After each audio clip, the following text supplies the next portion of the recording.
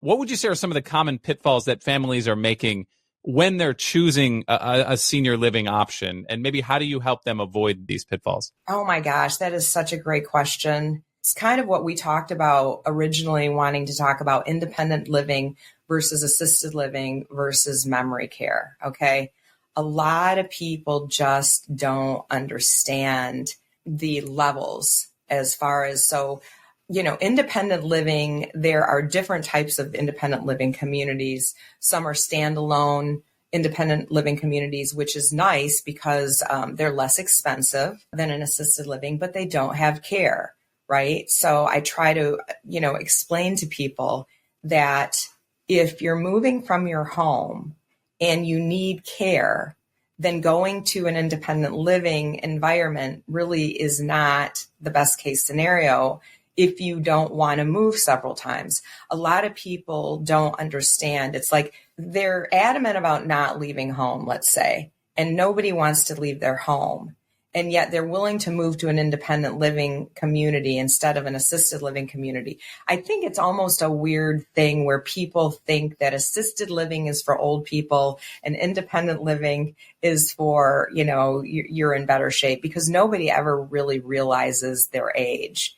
I have all kinds of people move in when I was at the community and they're like, this place is for old people, I don't belong here. I don't look like these people. I don't act like these people, and yet they're there because they need some care. And so it's an interesting thing. So as far as trying to navigate that with families, I'm pretty blunt.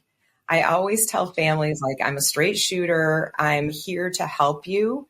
I definitely will hold their hand and do it as respectfully as possible, but they need to hear the real truth. So independent living is great for people that are still independent. They're still able to shower themselves and get dressed and make meals because they don't, they have their own kitchen. Nobody's making meals for them. Some of the places will have, like, if you go to a big CCRC, which is continuing care retirement community, they're the large places that start with, like, they'll have like a independent wing, and then they'll have assisted living, they'll have memory care, that type of thing. So if you go to one of those large communities, a lot of times they have all the bells and whistles and the restaurants and all of that kind of thing. I typically think that's for a little bit of a younger generation, though. By the time somebody is in their, let's say, 80s, and they're starting to fail physically, or mentally, then moving to a community like that, in my opinion, is not necessarily the best route. I think that at that point, they probably need assisted living.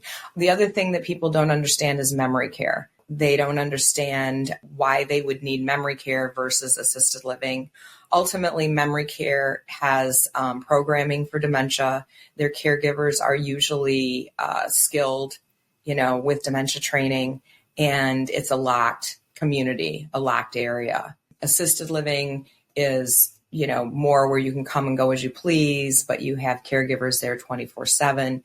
Independent living is basically no caregivers. So the whole me navigating families is really just kind of explaining that process to them, because they don't always understand it. And once they do, they're usually pretty accepting of it. But originally, they're kind of like, well, I want to go to independent living. And I'm like, okay, well, let's talk about that. Thanks for watching. I'm here to help. If you need any resources for you or your family, give me a call. Give me a text, 269-207-1720. Let's chat.